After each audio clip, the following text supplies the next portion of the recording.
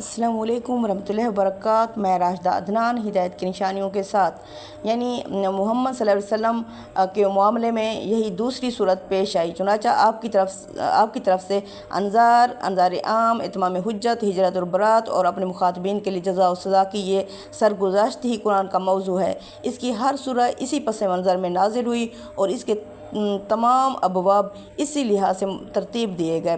اس ترتیب کی نوعیت بالا جمال یہ ہے کہ قرآن کی تمام صورتیں آپس میں جوڑا بنا کر اور 7 ابواب کی صورت میں جمع کی گئی ہیں، یعنی ہر سورہ مضمون کے لحاظ سے اپنا ایک جوڑا اور مسئلہ رکھتی ہے اور دونوں میں اسی طرح کی مناسبت ہے جس طرح کی مناسبت زوجین میں ہوتی ہے۔ اس سے مستثنیٰ چند صورتیں ہیں جن میں سے فاتحہ پورے قرآن کے لیے بمنزلہ دیباچہ اور باقی جو ہیں تتمہ اور تکملہ یا خاتمہ باب کے طور پر آئی ہیں۔ پھر 7 مجموعوں کی صورت میں ہم